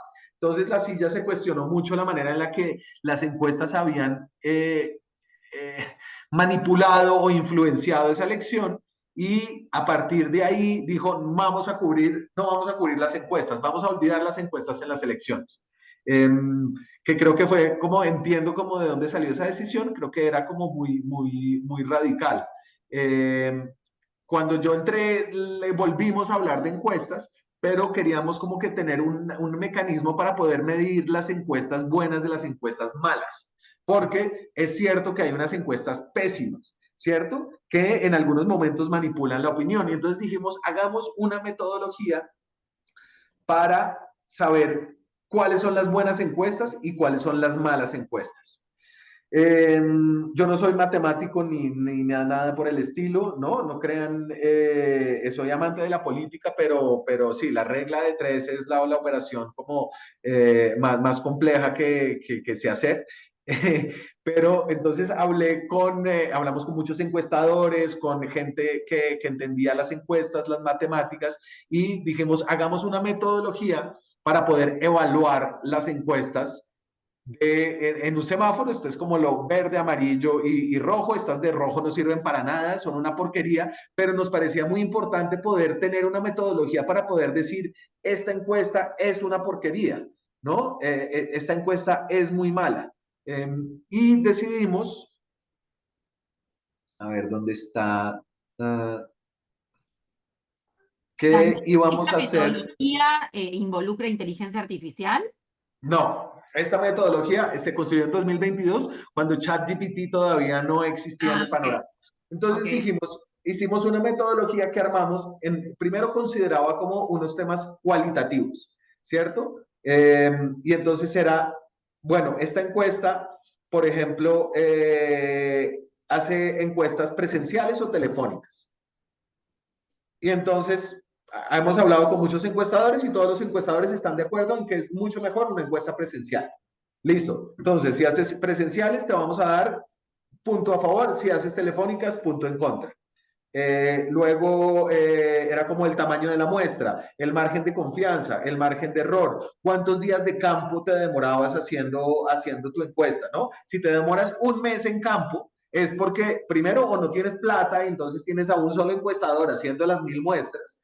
Y además pasan una cantidad de cosas en la mitad, entonces el número de días de campo eran otros criterios. Teníamos como 7 criterios cualitativos, y a esos criterios cualitativos le dimos el 25% del peso de la calificación de qué tan buena era la encuestadora. Pero dijimos, realmente, yo sé que todos los encuestadores dicen que las encuestas solo hacen una foto del momento, ¿cierto? Las encuestas no predicen las elecciones, pero pues desde nuestro punto de vista era como, sí, entiendo eso, pero realmente la gente piensa que las encuestas sí predicen las elecciones, ¿no? Entonces yo tengo como poder medirte frente a procesos electorales. Y decidimos que le íbamos a dar un peso del 75% de nuestro semáforo, de las encuestadoras, a que también le pegaba la última encuesta frente a la elección. Y entonces teníamos un ciclo electoral con varias elecciones. Teníamos antes de la primera vuelta unas consultas interpartidistas, luego la primera vuelta y luego la segunda vuelta. Y decidimos darle un gran peso de desempeño, lo llamamos, a que también lo hacían las encuestadoras frente a las elecciones que querían predecir, ¿no? Y esto obviamente tenía una cantidad de complejidades porque en Colombia hay una veda en la última semana. Entonces tú no puedes hacer encuestas sino hasta una semana antes de las elecciones y eso hacía que en esa última semana que se mueven mucho las cosas a veces, pues la encuestadora no pudiera reaccionar. Pero bueno, dijimos como, bueno, ese es el precio y todos juegan al menos como con la misma, con el mismo panorama. Y desarrollamos este semáforo de las encuestadoras que tiene como, aquí, esto se me dañó un poquito en la migración que hicimos, pero tenía un puntaje en el que la mejor se ganaba 10, la segunda para abajo, y realmente había muy buenas encuestas, 4 muy buenas encuestadoras, ¿no? Que estuvieron muy cerca de los resultados, estas mucho menos, y estas eran una porquería, ¿no? Daniel, o sea, yo no sé. ustedes este trabajo lo hicieron previo a las elecciones, digamos, esta Y categorización. durante las elecciones. Y después corroboraron que realmente la calidad era cierta, digamos, que funcionaba la metodología. A eso me refiero. Claro, y utilizando el resultado electoral como un medidor de desempeño, Claro, tal ¿cierto? cual. ¿No? Y esto lo Entonces, siguen usando hoy. Lo perdón. siguen usando hoy. Y entonces, esta misma calificación que no hemos actualizado porque no ha habido una elección nacional desde el 2022, sigue siendo la calificación que utilizamos para ponderar el peso de cada una de estas encuestadoras en las encuestas que hacen ahora, por ejemplo, con la imagen positiva o negativa del presidente Petro, ¿no? Entonces, aquí esas mismas encuestadoras que tenían como una ponderación en nuestro semáforo, están representadas en todo este universo, pero no a todas les damos el mismo peso, porque por el pasado y por la metodología que utilizan, entendemos que hay unas que tienen mejor desempeño que otras, ¿no? Entonces, por ejemplo, aquí tengo una Invamer-Poll, ¿no? Invamer-Poll tiene 2 encuestas distintas. Esta es una encuesta más pequeña que hace Invamer, pero a esta encuesta, por ejemplo, no le doy el mismo peso que a la encuesta aquí tengo otra, esta es de Atlas Intel, esta es una encuestadora brasileña que tuvo muy buen desempeño, que nosotros la terminamos castigando en nuestra metodología porque es una encuesta digital, no hace trabajo de campo, por ejemplo, ¿no? Entonces, en nuestra metodología, esta es una encuesta que se castiga en la parte cualitativa, pero en la parte cuantitativa le fue muy bien, ¿no? Y como la parte cuantitativa era la mayoría del peso del semáforo, es una encuesta que está en verde y que tiene un muy buen puntaje. Tengo otras encuestas como, no sé, CELAC. Esta es una encuestadora latinoamericana de la izquierda latinoamericana, en la que Petro siempre sale altísimo.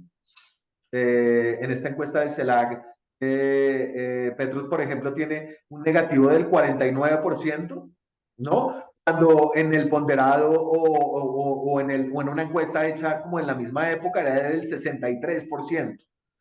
¿No? Esta encuesta la tengo muy castigada, entonces cuando me da un negativo tan bajito, tiene menos peso en esta línea central que determina el promedio ponderado que entrega la silla vacía con esta metodología.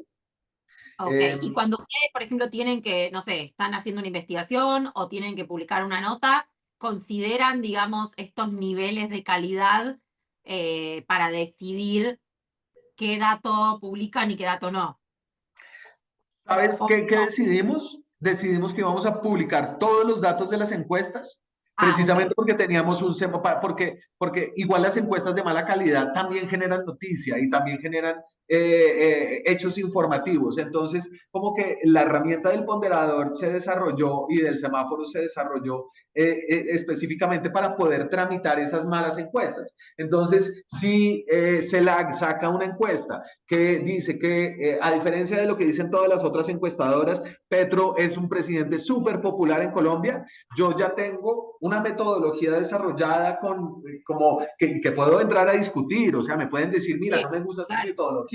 No, perfecto, bueno, pues esa es. Y además soy transparente acerca de esa Y metodología. estás mostrando cómo es, digamos, cómo la desarrollaron. Exactamente, exactamente. Y me parece importante poder decirle a la gente, mira, esta es la metodología que yo uso y esta encuesta que está saliendo es una encuesta mala, ¿no? Claro. Ten cuidado con esta encuesta. Les quiero mostrar, yo creo que por aquí tengo el Excel que tiene por detrás. Aquí está. Entonces, de nuevo, ejemplo, Daniel, perdón, ¿tenés algún ejemplo para mostrarnos de alguna nota que se haya publicado en la que ustedes muestran de alguna manera o dicen que la encuesta que tira determinado dato no es de buena calidad? sí, ya te la busco. Esta es lo que está detrás y esto lo pueden consultar ahí en la página de la silla, ¿no? Esto no Claro. está abierto para el público, ¿no? Entonces, esta es nuestra base de datos de todas las encuestas. Entonces, cada vez que sale una encuesta, nosotros entramos, pues una persona entra a esta base de datos y tiene que llenar todos los campos, ¿no? Que están aquí de estas encuestas. Entonces, esta es la base de datos de las casas encuestadoras, de las encuestas. Aquí se ingresan como los puntajes en los momentos, aquí están como los candidatos que teníamos en ese momento.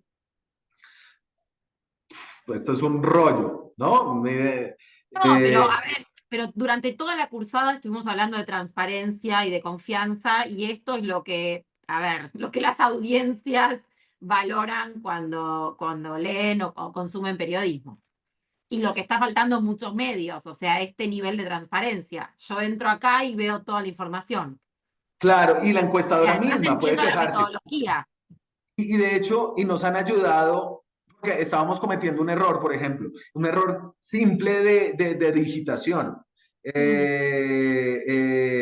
Y entonces una persona entró a cacharrear aquí a esta base de datos y se dio cuenta que estábamos ingresando mal unos datos para algunas encuestas y eso nos ayudó a corregir una desviación no menor que teníamos en nuestro promedio ponderado, ¿no? Porque si algo se daña... Un lector, digamos, que lo seguía. Sí, un lector, pues Espectacular. una persona pues interesada en este tema Claro. con entrenamiento en estadística, ¿no? Claro.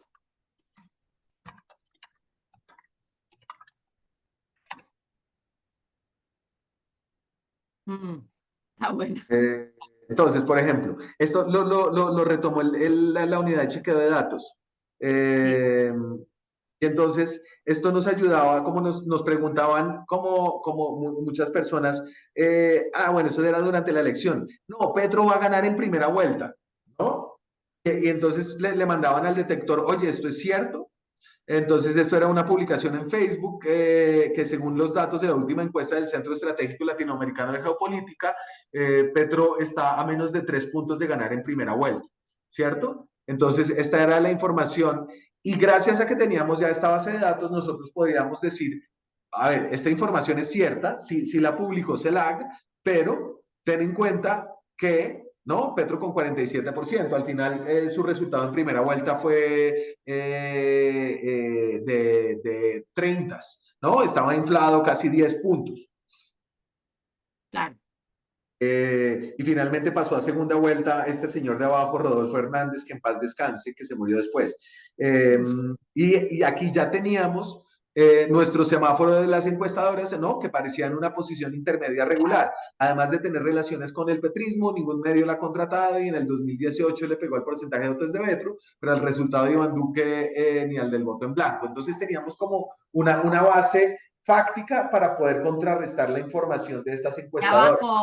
Y abajo de todo pude ver así como rápidamente que decía si tenés dudas sobre la metodología o algo así, ¿no? Claro. Y eso te ayuda además. Bueno, esto es sobre la veracidad de los contenidos. Sí. Esto era como, esto era uno del chequeador. Me acuerdo que teníamos una encuestadora, una encuesta malísima, que era casi que inventada. A ver. Pues si ya sabes, ¿partí tu madre? Ay, qué bueno. Tenemos a alguien ahí con el micrófono encendido. Me hicieron justicia. A ver, bueno, esta se volvió una nota que era una encuestadora fantasma, ¿no? Y entonces era una encuestadora que no existía, que nadie sabía de dónde había salido y que además le empezó a ir pésimo en todas. Cargando. Porque cuando uno carga no se puede estar ahí. Ahí la tenemos un micrófono abierto. Y estaba en eso, estaba justo buscando. Y entonces teníamos una encuesta muy mala y el ponderador nos ayudó como que es muy difícil decir que una encuesta es buena y otra no, ¿no? Porque te parece, porque sus datos son raros, porque tiene cercanía. Entonces, como el desarrollo de como toda esta metodología nos sirvió para hacer primero como un cubrimiento de las encuestas que nos permitía decir cuál encuesta es buena y cuál es mala, y gracias a que lo hicimos en 2022, entramos ya con una base de datos armada para 2026. ¿Cierto? Que eso va a ser muy chévere y es una encuesta además que en esta metodología también le dimos un peso a las encuestadoras que publicaron encuestas en 2018. Entonces es una base de datos que incluye una recolección y como una historia de 3 ciclos electorales que lo hace pues mucho más robusto. Y que nos sirve hoy en día con esa misma metodología. Entonces yo puedo ponderar la aprobación presidencial de Petro, ¿no? Y también puedo hacer un ponderador. Hicimos como así van candidatos, vacía, elecciones, ponderador.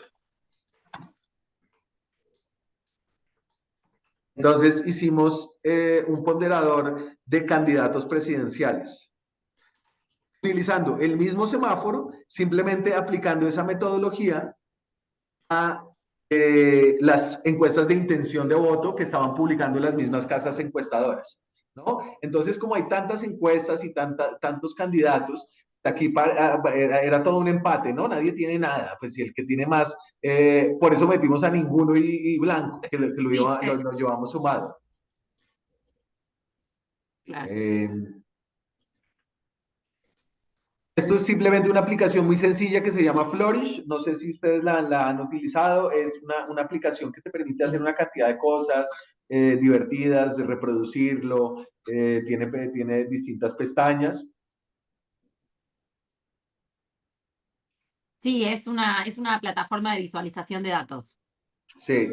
Entonces, ese es nuestro panorama con las encuestas, ¿no? Y creo que toda la historia de la relación de la silla vacía con las encuestas es súper interesante porque yo creo que sí hay que cuestionar las encuestas y cómo afectan el proceso electoral y cómo lo pueden manipular, pero más que ahorita, y lo digo porque ahorita en Colombia aprobaron una ley que es una aberración contra la libertad de expresión, que es que prohibieron las encuestas hasta 3 meses antes de la inscripción de los candidatos. Es decir, ahorita nos impusieron una cosa que no existe en ningún país del mundo, que es una veda electoral anticipada, ¿no? Hecha por los políticos que no les interesan las encuestas, que todos tienen alguna pelea con las encuestas. Es una ley que está demandada y que esperamos pues que se caiga muy pronto, pero en este momento estamos volando a ciegas con los candidatos posteando, por ejemplo, sus resultados en las apuestas, ¿no? Hay casas que están haciendo apuestas sobre las elecciones en Colombia, entonces, o sondeos de Twitter, o encuestas inventadas, o encuestas de inteligencia artificial que no son Sí, o encuestas, sino... encuestas, claro, encuestas en X, por ejemplo, imagino. Exacto. ¿Y esto qué sería? ¿3 meses antes y después en algún momento se habilitan las encuestas o no? Sí, sí, ¿Qué, 3 una meses antes de la semana? inscripción, que entonces la veda nos lleva hasta noviembre. Sí. Las elecciones son en mayo, la primera vuelta, pero antes de Ah, eso hay un proceso de marzo que es como una consulta interpartidista de candidatos. Tengo qué loco. a Paula con pregunta. Sí, con la mano levantada.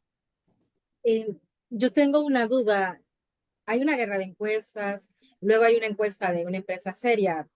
En mi país todavía no se ha hecho pues un estudio o un trabajo como el que está realizando usted, Daniel. Pero cuando hablamos de un margen de error, dice, ¿tiene un margen de error de 10 o un margen de error de 5? ¿A qué nos estamos refiriendo? ¿Cuáles de estos criterios de cualidad o cantidad o de cuantitativo o cualitativo tenemos que estar pendientes los periodistas? Porque en Honduras vamos a elecciones el 30 de noviembre, ya sabe usted lo que está pasando con que va ganando la candidata del partido en el gobierno, va ganando el candidato de la oposición. Entonces, todos los días encuestas diferentes, ahí se están desacreditando las encuestas o se están descalificando, pero ¿cómo podemos estar atentos a todas y hablar de este margen de error? Porque no tengo claro a qué se refiere con un margen de error. Gracias. Mira, el margen del orden de la encuesta es como un concepto probabilístico que te dice que el resultado que te está dando la encuesta es el más probable dentro de un margen, de un rango, ¿cierto? Que va para arriba y para abajo. Entonces, si el candidato A marca 30% con un margen de error del 3%, significa que el 30% es probabilísticamente como la visión que más representa el universo de votantes que está tratando de describir a la encuesta, pero que entre 33 y 27% hay una alta probabilidad de que el resultado esté en esa franja. Si tú tienes una encuesta con un margen de error de 5%, eso significa que esa encuesta no sirve de nada, porque te está diciendo que la gran probabilidad es que esté entre el 35 y el 25, ¿no?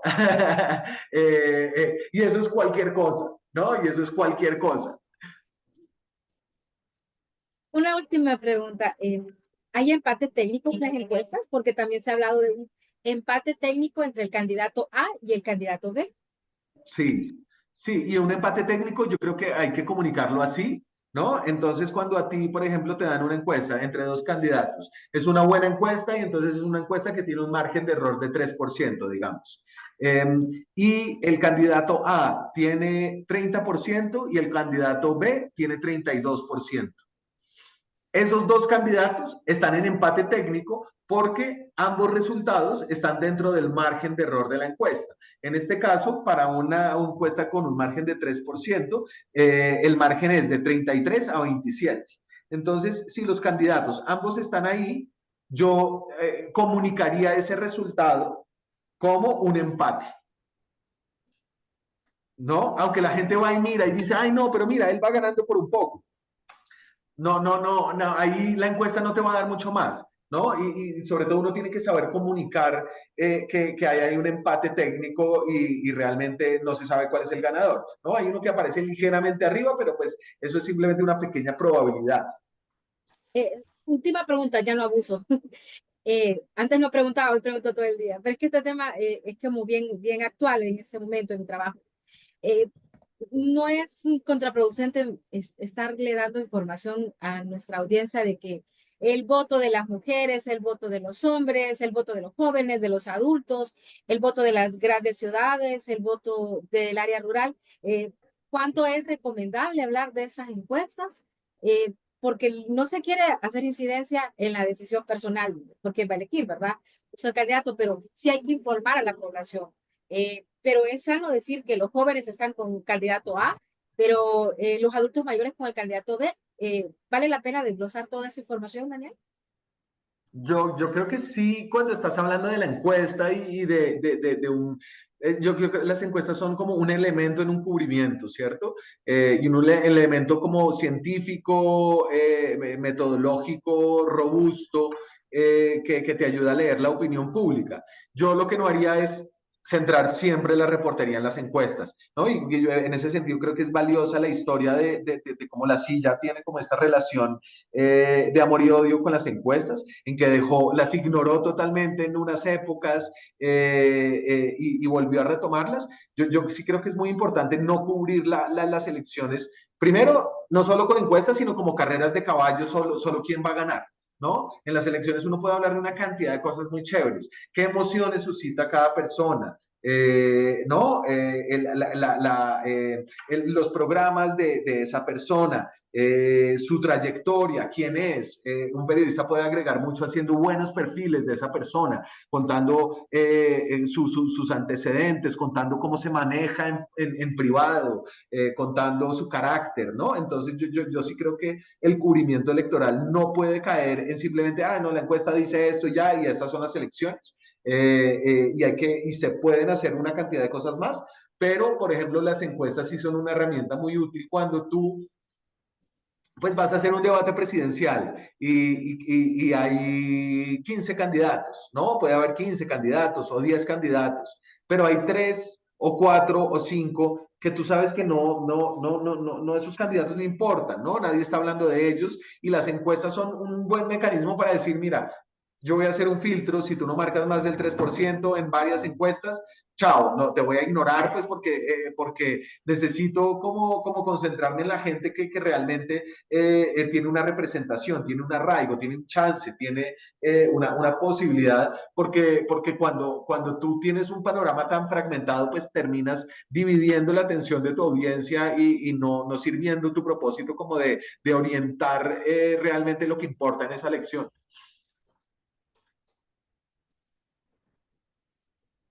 Tenemos una mano más de Miguel Foronda. Sí, gracias. Buenas tardes a todos, a todas. Bueno, a mí la verdad me gustaría un poquito consultar la percepción que tenemos con el caso de Bolivia, ¿no? Ya la anterior semana comentaba esto. Y yo no sé si es mucho abusar que podamos rapidito compartir pantalla un minutito para comparar la última encuesta que hemos tenido en Bolivia y los resultados oficiales que han tenido y el margen que hay, ¿no? Entonces, quizás eso nos permite un poco también tener cierta panorama más claro, digamos. Entonces, ahí Ahí podés, Miguel. espero que se esté viendo, ¿no? Todavía no se ve, todavía no se ve. Me confirman porque ya lo he cargado. Ahora sí, ahora sí.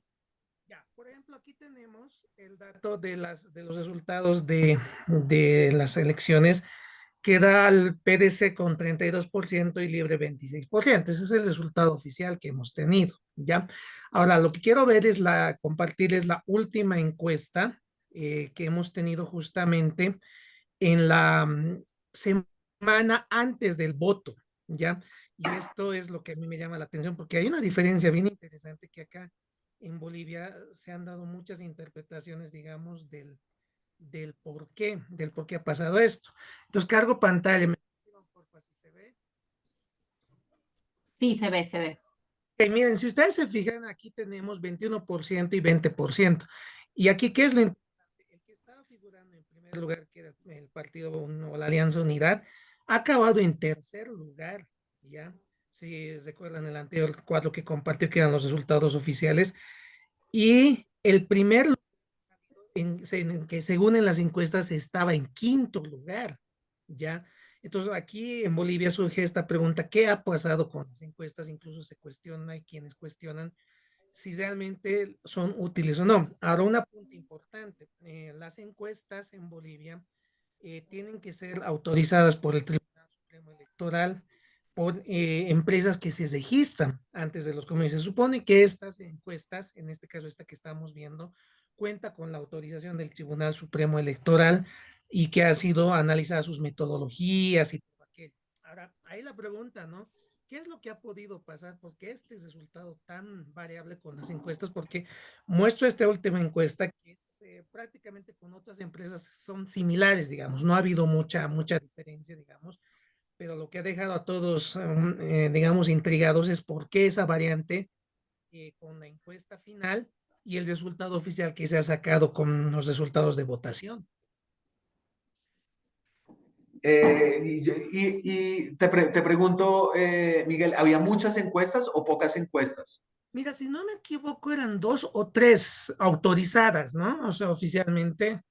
Y no había un margen muy diferente entre unas y otras. Se mantenía siempre, le daban a la Alianza Unidad el primer lugar con ese 20 y tantos %, pero vuelvo a insistir, al final, en los resultados finales, la Alianza Unidad ha acabado en tercer lugar y quien tenía 6-7% ha acabado con 33%.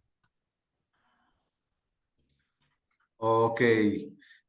Pues aquí te cuento, como después del plebiscito que te digo que, que las encuestas también tuvieron unos descaches muy grandes, como hubo mucha reflexión interna en el gremio acerca de qué estaba pasando en sus metodologías y en sus formas de encuestar. Y yo creo que eso suscitó una conversación interesante en la que todos volvieron a revisar cómo estaban representando el universo nacional, ¿no?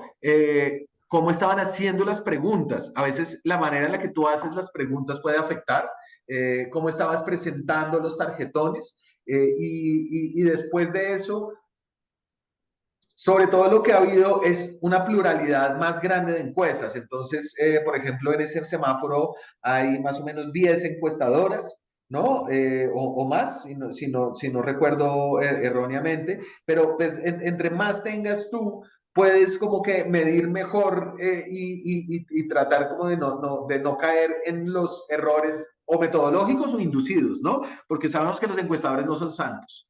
Y ahí pasan una cantidad de cosas, ¿no? Pero si tú tienes muchas encuestas, eso va a ser más difícil, y yo creo que en ese sentido es como los medios. Hay muchos medios malos, ¿cierto? Medios que desinforman, que tienen intereses políticos, pero la solución no puede ser cerrar medios, ni hacer una ley de medios que te diga desde el gobierno cuáles son los medios buenos y cuáles son los medios malos, ¿no? En mi opinión, esa es la peor solución de todas. Yo creo que lo que tiene que haber es como medios que escriban sobre las mentiras de otros medios, ¿no?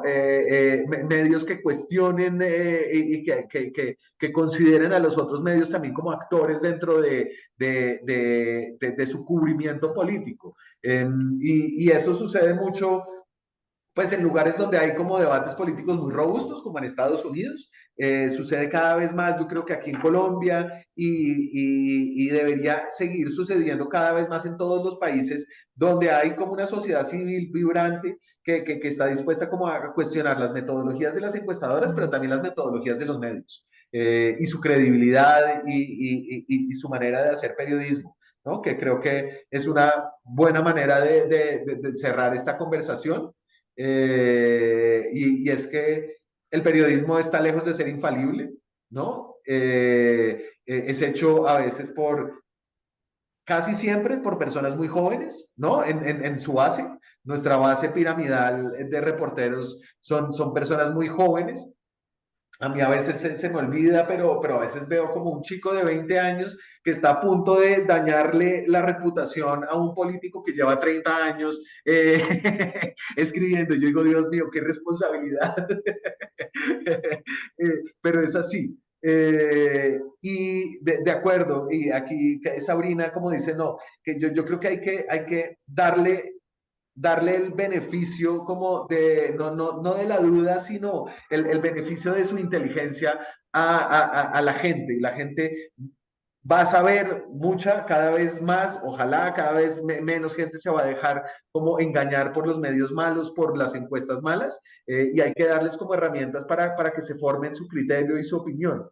Entonces, creo que esa es una buena forma de terminar como la idea principal como de esta charla que yo vengo a dar aquí en estos talleres de la casa, que es como hay una manera de convertir el chisme en periodismo, y el periodismo es algo que se puede hacer con rigor, así a veces nazca de los comentarios sueltos que se producen detrás de puertas cerradas, y en la política sobre todo es una herramienta muy importante que debe utilizarse con una intención clara y con una metodología detrás para poder evitar como todos los problemas que están asociados a darle la libertad a alguien de que te hable sin nombrarlo. Entonces yo con eso los dejo, Valeria.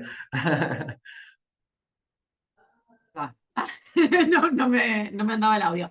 Bueno, Daniel, muchas gracias, como siempre. Nos vemos el año que viene. Y nosotros nos quedamos un ratito más porque vamos a A contarles. brindar.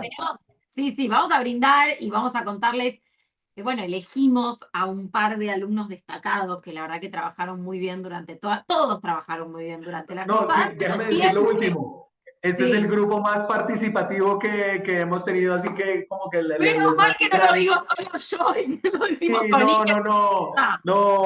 Inge. el año pasado fue duro, fueron, o sea, 1 hora y media aquí con cámaras cerradas es muy duro, La remamos el así año pasado. que les mando una gran felicitación y de verdad sus preguntas fueron muy chéveres, la conversación que tuvimos fue muy interesante y les deseo toda la suerte del mundo en lo que ustedes hacen y que ojalá sea haciendo periodismo, así que con eso Buenísimo, yo me despido. Daniel. Mil gracias. ¿Y nos querés dejar tus redes por si alguien se quiere comunicar con vos, hacerte alguna consulta? Claro, con mucho gusto les voy a dejar Ahí por el chat. mi WhatsApp, mi Genial. teléfono aquí en los comentarios antes de irme. Lo dejo y lo que necesiten en Colombia y de la silla vacía. Este es un medio como que además de como tener como un espíritu de independencia, tiene un gran espíritu de transparencia y de ánimo de colaboración con todo el mundo que quiere como hacer periodismo y entender qué funciona, qué no funciona en el caso nuestro. Entonces aquí les dejo mi teléfono, 82, ¿qué? 36820. Sí, o alguna red social donde puedan comunicarse. Bueno, qué generosidad la de Daniel. Y ahí está. Bueno, Daniel, nos despedimos. Chao, Gracias. buena tarde, que estén La bien. semana.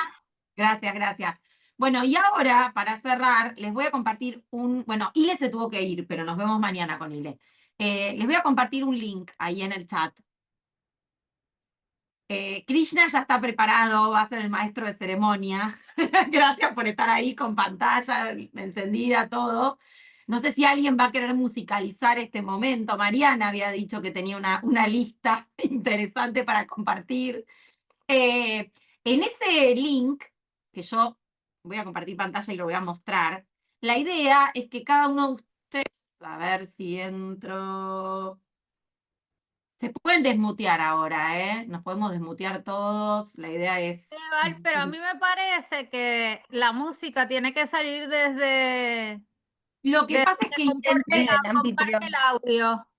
Sí, pero lo intenté y sale muy feo el audio, muy feo el audio. No sé por qué, desde mi computadora. Bueno, acá tienen, si no sin música lo hacemos. Acá pueden ir agregando. A ver, hay poquitos post-it, ¿no? Por ahí no alcanzan para todos, pero ustedes pueden agregar post-it acá abajo.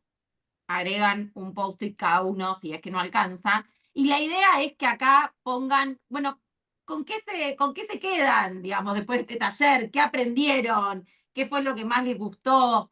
Después esto lo vamos a compartir en redes sociales y se los podemos compartir también a ustedes. Y bueno, la idea es que más o menos todos puedan contar qué se llevaron o qué se están llevando el taller, porque no terminó, termina mañana. Y ahí van escribiendo. A ver, me quedo con las diversas experiencias periodísticas, tanto de los facilitadores como de los compañeros. Mucho entusiasmo por seguir realizando, siguen escribiendo. Creemos iniciativa, bueno, leo después porque no llegué. Nuevas herramientas acordes a los tiempos que vivimos. Muy buenas herramientas y perspectivas. Gracias a todos me inspiraron a atreverme a hacer cosas nuevas. Hay que ser periodistas y no relacionistas, usar las herramientas tal cual. Eso me parece que es muy importante y quedó muy claro con la clase de Daniel. Bueno, en general se repite lo de herramientas, ¿no? Como animarse a usar nuevas herramientas.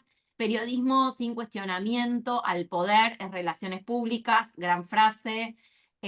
Muchas ganas de hacer más periodismo, esa es la idea de este taller. Wow, dice Mariana, aprendí mucho, o muchísimo. Me inspiraron mucho más a enseñar mis... Estoy escribiendo, pero lo veo chiquito en la laptop. Sí, Yo acá lo veo gigante, lo están viendo ustedes. Bastante grande. La rigurosidad periodística. Bueno, aprovecho para los que están en Argentina en noviembre, si alguno que no es de Argentina justo está en Argentina, se viene el Congreso de FOPEA del 6 al 8 de noviembre en la Universidad de Palermo. Bueno, espero verlos ahí. Yo voy a estar en una mesa de crónica con Javier Sinay, Paula Vistaniño, no sé si los conocen, y con Ernesto Zico de Anfibia. Así que, bueno, si están por acá, nos vemos ahí. A ver, periodismo de soluciones. A ver qué más aparece por acá. Bueno, casi todos coinciden en esto de, bueno, de trabajar con herramientas, trabajar en equipo, convivencia, investigación, inteligencia artificial. Si te incomoda la red o te da miedo, es por ahí. Muy bien, Gustavo. Ya volvió Gustavo a buscar a su hijo. A ver, ¿qué más? Creemos una iniciativa para combatir las amenazas de la desinformación y la manipulación informativa en la web y las redes sociales. Mantengamos la red y generemos más tools, sí, más herramientas para los lectores y su pensamiento crítico. Muy bueno eso. Ustedes saben que pueden mantener, de hecho se mantiene este grupo de WhatsApp. De hecho, nosotros con ILE tenemos los grupos de WhatsApp activos de todos los años y se van compartiendo notas que publican o trabajos, investigaciones, propuestas, también, bueno, posibles trabajos, ¿no? Hay gente que está buscando trabajo en el mundo del periodismo, en la Argentina sobre todo, y ese WhatsApp o ese chat está abierto también para que ustedes, si tienen alguna posibilidad de ayudar a un compañero a conseguir trabajo en este momento, está buenísimo. Bueno, esto queda abierto y ustedes lo pueden chequear en un ratito o mañana cuando esté terminado. Los que no estuvieron hoy van a poder escribir más tarde. Y ahora se viene el momento, gran momento. Krishna está ahí preparado. Hacemos el ruidito como si de platillos, no tengo platillos acá, pero la verdad que, como decía Daniel, este es un grupo súper activo. Este es el 6º año del taller de periodismo político, en realidad la 6ª cohorte, porque el primer año tuvimos 2 cortes y la gala de premiación, tal cual, Paola. Tuvimos 2 cortes y después cada año una única corte, pero este año, la verdad, estamos maravillados y maravilladas. Y les cuento, a ver, vamos a tener a un par de alumnos de alguna manera premiados por haberse destacado, haber participado, haber propuesto ideas, herramientas, haber practicado, haberse animado a usar todas las cosas que fuimos aprendiendo a lo largo de todo el taller. Y estos alumnos que ahora Krishna va a mencionar, ahí está Ile desde la Facu, pero no podía perderse este momento, tienen la posibilidad, están invitados por Diálogo Político a enviar un sumario de nota para publicar en la plataforma, ¿sí? Así que eso tendrían que hacerlo a través de Ileana o a través mío. Tienen tiempo, no es que tiene que ser mañana ni la semana que viene, pero estas personas que vamos a mencionar ahora tienen la posibilidad de preparar un sumario, por ahí puede ser en respecto a algún trabajo que ya estén haciendo, algún tema sobre el que estén investigando, algo de lo que hayan trabajado durante el taller también, y si el comité de redacción de Diálogo Político lo aprueba, esa nota se publicaría y la difundiríamos en redes sociales, y etcétera, etcétera, ¿sí? Así que ahora sí, Krishna, todo tuyo el micrófono, yo me cierro la boca. Ok, muchísimas gracias. Bueno, antes que nada, un gusto haber compartido con todos ustedes, queridos colegas, compañeros, compañeras. Nunca se termina de aprender. Yo antes que nada quiero dar un agradecimiento, obviamente, a todo el equipo que ha logrado hacer esta nueva versión. Considero que obviamente es muy importante siempre estar al tanto, a la vanguardia y siempre estar obviamente con conocimientos frescos, ¿no? Que es lo más importante. Bueno, ahora sí, atención porque los alumnos reconocidos son los siguientes. Wilson Andino. Le brindamos un fuerte aplauso, por favor. Bravo, bravo. También tenemos entre los alumnos reconocidos a Gustavo Adolfo Ortega Antúnez. Un aplauso, por favor. Bravo, bravo. También tenemos a Mariana Iriarte Mastronardo. Un aplauso, por favor. Bravísimo. También tenemos a Marieta Campaña. Un aplauso, por favor. También entre las personas destacadas, entre los estudiantes destacados, están Maritza Anet González Villanueva. Un aplauso, por favor.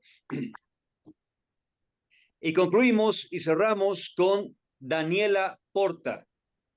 Un aplauso, por favor. Las damas son las que en realidad han representado este curso con, obviamente, trabajos destacados, el reconocimiento, el agradecimiento también, obviamente, a todo el equipo que ha logrado esto. Muchísimas gracias, Vale. Todo el micrófono es tuyo.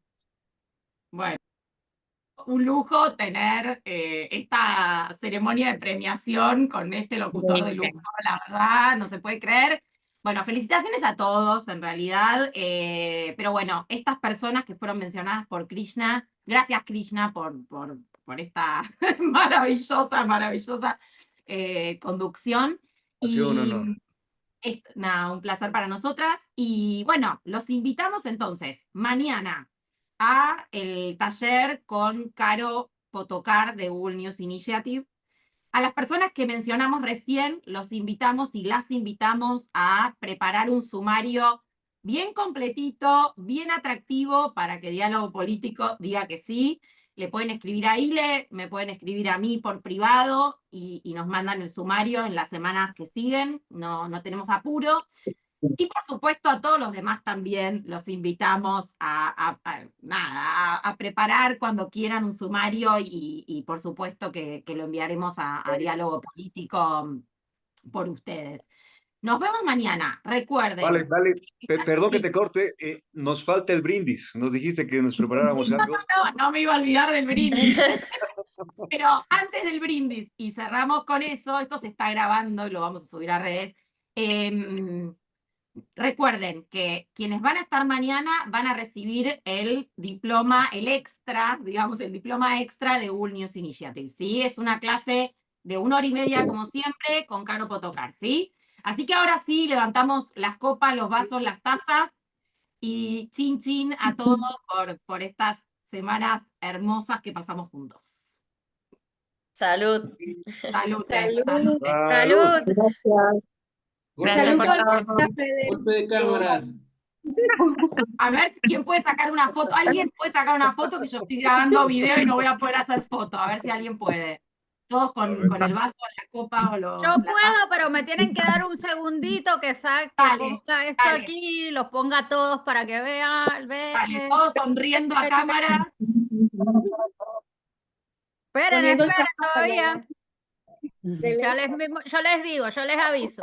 Ya está, no sé si tomó algo que no es. Tú sabes que en Venezuela, ok, o sea, alguno habrá tenido que escuchar el Miss Venezuela, ¿no? Entonces, nada, el típico gesto de cualquier Miss que ganaba era saludar.